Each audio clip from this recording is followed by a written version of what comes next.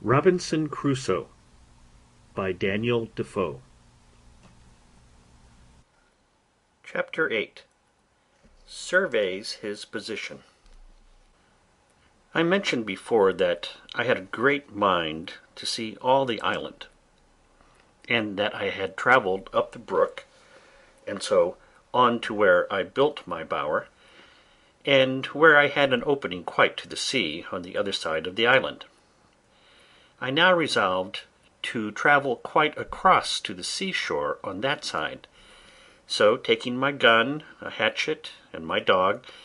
and a larger quantity of powder and shot than usual, with 2 biscuit cakes and a great bunch of raisins in my pouch for my store, I began my journey. When I had passed the vale where my bower stood, as above, I came within view of the sea to the west, and it being a very clear day, I fairly descried land. Whether an island or a continent I could not tell, but it lay very high, extending from the west to the west-southwest, at a very great distance. By my guess, it could not be less than 15 or 20 leagues off. I could not tell what part of the world this might be, otherwise than that I knew it must be part of America, and, as I concluded by all my observations, must be near the Spanish dominions, and perhaps was all inhabited by savages, where, if I had landed, I had been in a worse condition than I was now. Therefore I acquiesced in the dispositions of Providence, which I began now to own and to believe ordered everything for the best. I say, therefore I quieted my mind with this, and left off afflicting myself with fruitless wishes of being there. Besides, after some thought upon this affair, I considered that if this land was the Spanish coast, I should certainly one time or other see some vessel pass or repass one way or other. But if not, then it was the savage coast between the Spanish country and Brazil's, where are found the worst of savages, for they are cannibals or men-eaters, and fail not to murder and devour all the human bodies that fall into their hands. With these considerations, I walked very leisurely forward. I found that side of the island where I now was much pleasanter than mine. The open savanna or fields were sweet, adorned with flowers and grass, and full of very fine woods. I saw abundance of parrots, and fain I would have caught one, if possible, to have kept it to be tame, and taught it to speak to me. I did, after some painstaking, catch a young parrot, for I knocked it down with a stick, and having recovered it, I brought it home. But it was some years before I could make him speak. However, at last I taught him to call me by name very familiarly. But the accident that followed, though it be a trifle, will be very diverting in its place. I was exceedingly diverted with this journey. I found in the low grounds hares, as I thought them to be, and foxes, but they differed greatly from all the other kinds that I had met, nor could I satisfy myself to eat them, though I killed several. But I had no need to be venturous,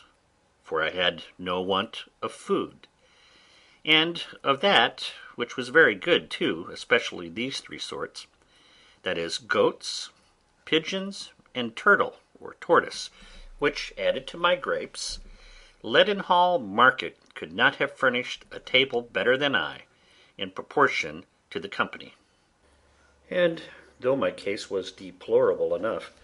yet I had great cause for thankfulness that I was not driven to any extremities for food, but had rather plenty, even to dainties. I never travelled in this journey above 2 miles outright in a day or thereabouts, but I took so many turns and returns to see what discoveries I could make, that I came weary enough to the place where I resolved to sit down all night, and then I either reposed myself in a tree, or surrounded myself with a row of stakes, set upright in the ground, and either from one tree to another, or so as no wild creature could come at me without waking me. As soon as I came to the seashore, I was surprised to see that I had taken up my lot on the worst side of the island, for here indeed the shore was covered with innumerable turtles, whereas on the other side I had found but three in a year and a half. Here were also an infinite number of fowls of many kinds, some of which I had seen, and some which I had not seen before, and many of them very good meat, but such as I knew not the names of, except those called penguins. I could have shot as many as I pleased, but was very sparing of my powder and shot, and therefore had more mind to kill a she-goat, if I could, which I could better feed on. And though there were many goats here, more than on my side of the island, yet it was with much more difficulty that I could come near them, the country being flat and even, and they saw me much sooner than when I was on the hills. I confess this side of the country was much pleasanter than mine, but yet I had not the least inclination to remove, for as I was fixed in my habitation it became natural to me, and I seemed all the while I was here to be as it were upon a journey, and from home. However, I travelled along the shore of the sea towards the east, I suppose about 12 miles, and then, setting up a great pole upon the shore for a mark, I concluded I would go home again, and that the next journey I took should be on the other side of the island east from my dwelling,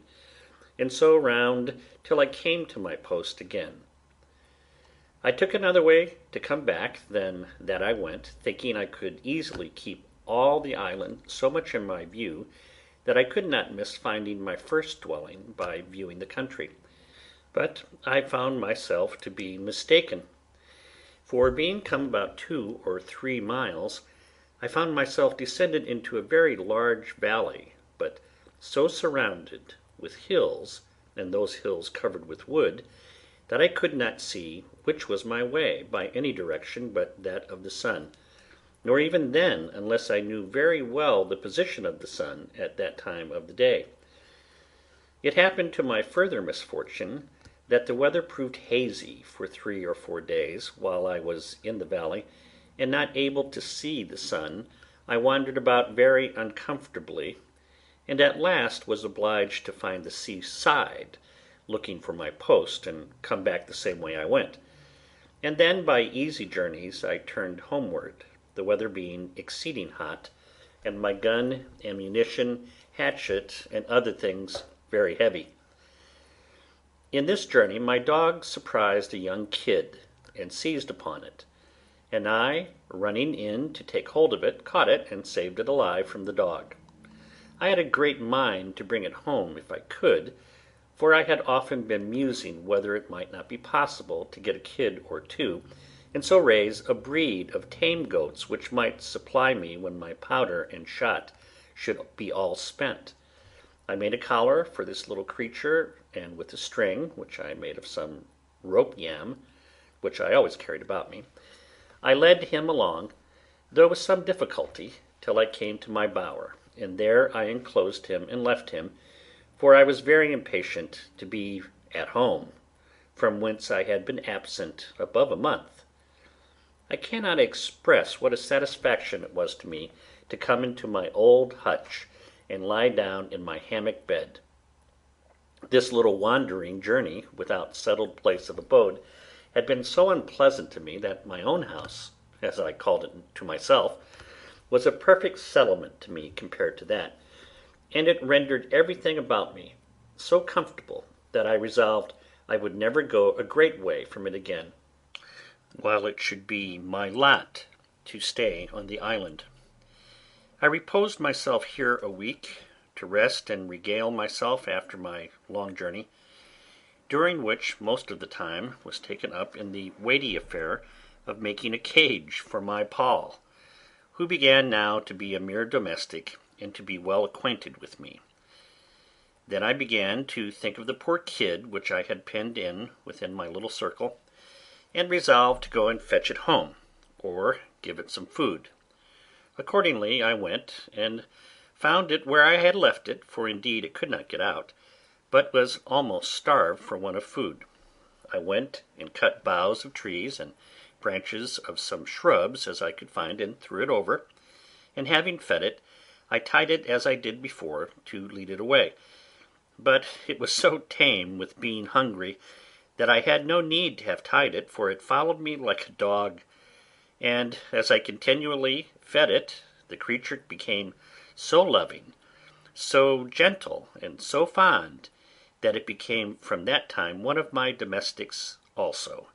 and would never leave me afterwards. The rainy season of the autumnal equinox was now come, and I kept the 30th of September in the same solemn manner as before, being the anniversary of my landing on the island, having now been there 2 years, and no more prospect of being delivered than the first day I came there. I spent the whole day in humble and thankful acknowledgments of the many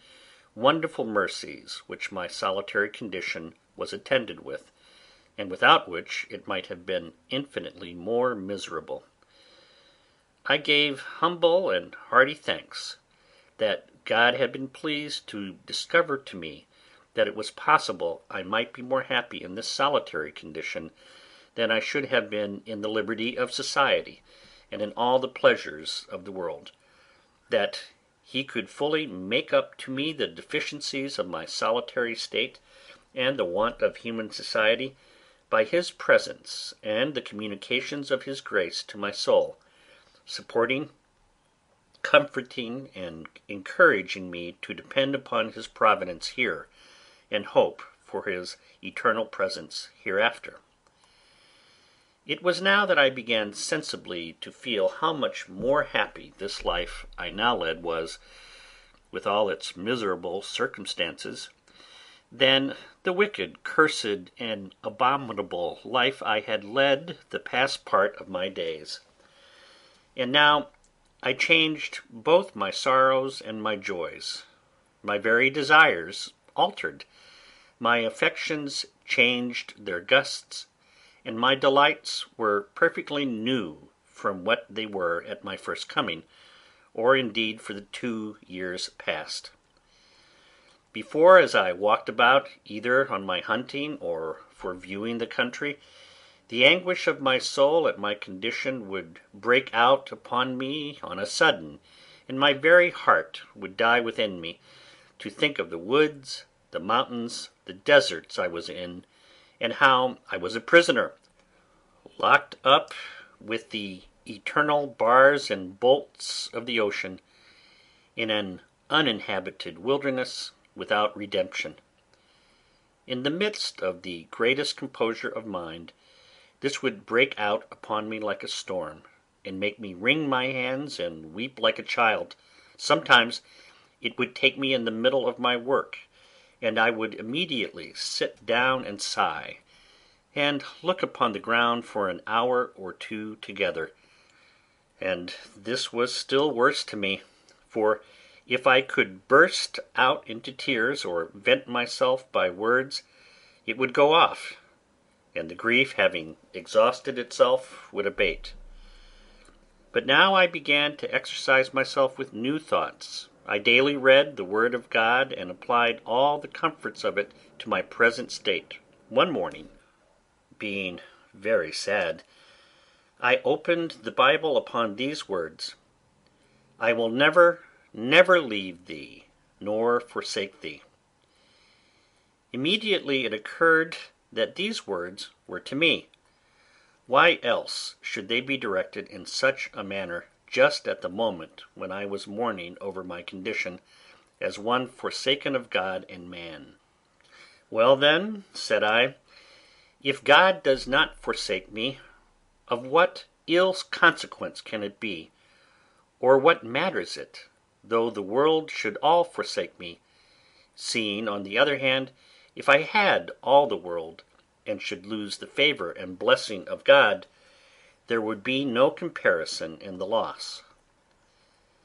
From this moment I began to conclude in my mind that it was possible for me to be more happy in this forsaken, solitary condition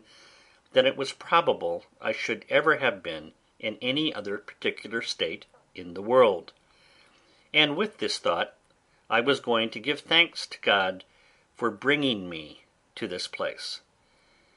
I know not what it was, but something shocked my mind at that thought, and I durst not speak the words. "How canst thou become such a hypocrite," said I, even audibly, "to pretend to be thankful for a condition which, however thou mayst endeavour to be contented with, thou wouldst rather pray heartily to be delivered from?"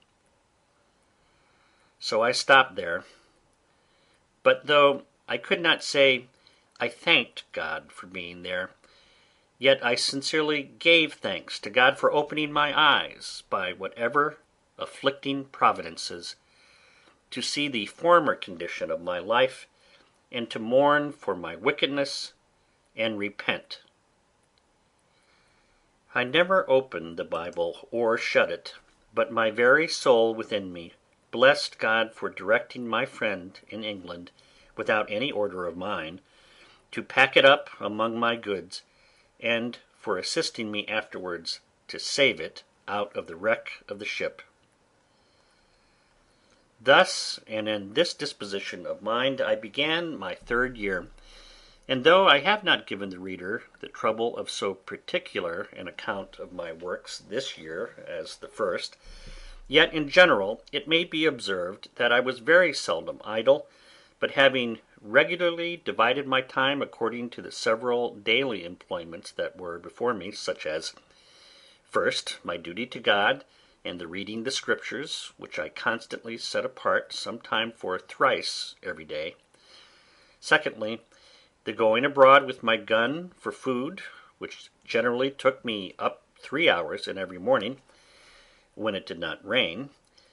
thirdly, the ordering, cutting, preserving, and cooking what I had killed or caught for my supply. These took up great part of the day. Also, it is to be considered that in the middle of the day, when the sun was in the zenith, the violence of the heat was too great to stir out, so that about 4 hours in the evening was all the time I could be supposed to work in, with this exception, that sometimes I changed my hours of hunting and working, and went to work in the morning, and abroad with my gun in the afternoon. To this short time allowed for labour, I desire may be added the exceeding laboriousness of my work, the many hours which, for want of tools, want of help, and want of skill, everything I did took up out of my time. For example, I was full 42 days in making a board for a long shelf, which I wanted in my cave, whereas 2 sawyers, with their tools and a saw pit, would have cut 6 of them out of the same tree in half a day. My case was this: it was to be a large tree, which was to be cut down, because my board was to be a broad one. This tree I was 3 days in cutting down, and 2 more cutting off the boughs, and reducing it to a log or piece of timber. With inexpressible hacking and hewing I reduced both the sides of it into chips, till it began to be light enough to move. Then I turned it, and made one side of it smooth and flat as a board from end to end. Then, turning that side downward, cut the other side till I brought the plank to be about 3 inches thick, and smooth on both sides. Any one may judge the labour of my hands in such a piece of work, but labour and patience carried me through that, and many other things. I can only observe this in particular to show the reason why so much of my time went away with so little work; that is, that what might be a little to be done with help and tools was a vast labour and required a prodigious time to do alone, and by hand. But notwithstanding this, with patience and labour, I got through everything that my circumstances made necessary to me to do, as will appear by what follows. I was now in the months of November and December expecting my crop of barley and rice. The ground I had manured and dug up for them was not great, for, as I observed, my seed was of each not above the quantity of half a peck, and for I had lost one whole crop by sowing in the dry season. But now my crop promised very well, when on a sudden I found I was in danger of losing it all again by enemies of several sorts, which it was scarcely possible to keep from it; as, first, the goats, and wild creatures which I called hares, who, tasting the sweetness of the blade, lay in it night and day as soon as it came up, and ate it so close that it could get no time to shoot up into stalk. This I saw no remedy for but by making an enclosure about it with a hedge, which I did with a great deal of toil, and the more because it required speed. However, as my arable land was but small, suited to my crop, I got it totally well fenced in about 3 weeks' time, and shooting some of the creatures in the daytime, I set my dog to guard it in the night, tying him up to a stake at the gate, where he would stand and bark all night long. So in a little time the enemies forsook the place, and the corn grew well and strong, and began to ripen apace. But as the beasts ruined me before, while my corn was in the blade, so the birds were as likely to ruin me now, when it was in the ear. For going along by the place to see how it throve, I saw my little crop surrounded with fowls, of I know not how many sorts, who stood as it were watching till I should be gone. I immediately let fly among them, for I always had my gun with me. I had no sooner shot but there rose up a little cloud of fowls, which I had not seen at all, from among the corn itself. This touched me sensibly, for I foresaw that in a very few days they would devour all my hopes, that I should be starved and never be able to raise a crop at all,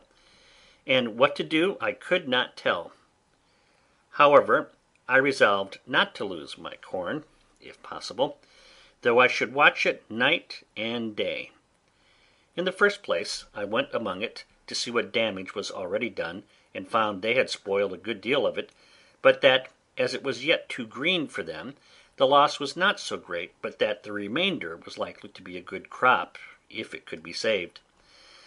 I stayed by it to load my gun, and then coming away I could easily see the thieves sitting upon all the trees about me, as if they only waited till I was gone away, and the event proved it to be so, for as I walked off, as if I was gone, I was no sooner out of their sight than they dropped down one by one into the corn again. I was so provoked that I could not have patience to stay till more came on,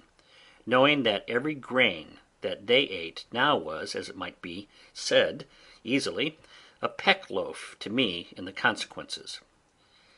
But coming up to the hedge, I fired again, and killed 3 of them. This was what I wished for. So I took them up, and served them as we serve notorious thieves in England, hanged them in chains, for a terror of them. It is impossible to imagine that this should have had such an effect as it did, for the fowls would not only not come at the corn, but, in short, they forsook all that part of the island, and I could never see a bird near the place as long as my scarecrows hung there. This I was very glad of, as you may be sure, and about the latter end of December, which was our second harvest of the year, I reaped my corn. I was sadly put for a scythe or sickle to cut it down, and all I could do was to make one, as well as I could, out of one of the broadswords or cutlasses which I saved among the arms out of the ship. However, as my first crop was but small, I had no great difficulty to cut it down. In short, I reaped it in my way, for I cut nothing off but the ears, and carried it away in a great basket which I had made,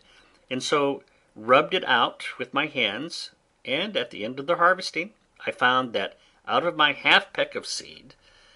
I had near 2 bushels of rice, and about 2 bushels and a half of barley. That is to say, by my guess, for I had no measure at that time. However, this was a great encouragement to me, and I foresaw that in time it would please God to supply me with bread. And yet here I was perplexed again, for I neither knew how to grind or to make meal of my corn, or indeed how to clean it and part it, nor, if made into meal, how to make bread of it. And if how to make it, yet I knew not how to bake it. These things, being added to my desire of having a good quantity of store, and to secure a constant supply, I resolved not to taste any of this crop, but to preserve it all for seed against the next season. In the meantime, to employ all my study and hours of working to accomplish this great work of providing myself with corn and bread. It might be truly said that now I worked for my bread. I believe few people have thought much upon the strange multitude of little things necessary in the providing, producing, curing, dressing, making, and finishing this one article of bread. I, that was reduced to a mere state of nature, found this to my daily discouragement, and was made more sensible of it every hour, even after I had got the first handful of seed corn, which, as I have said, came up unexpectedly, and indeed to a surprise. First, I had no plough to turn up the earth, no spade or shovel to dig it. Well, this I conquered by making a wooden spade, as I observed before, but this did my work but in a wooden manner, and though it cost me a great many days to make it, yet for want of iron it not only wore out soon, but made my work the harder, and made it be performed much worse.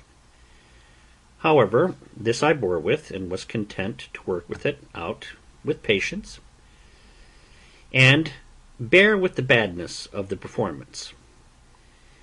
When the corn was sown, I had no harrow, but was forced to go over it myself, and drag a great heavy bough of a tree over it, to scratch it, as it may be called, rather than rake or harrow it. When it was growing and grown, I have observed already how many things I wanted to fence it, secure it, mow or reap it, cure and carry it home, thrash, part it from the chaff, and save it. Then I wanted a mill to grind it, sieves to dress it, yeast and salt to make it into bread, and an oven to bake it in.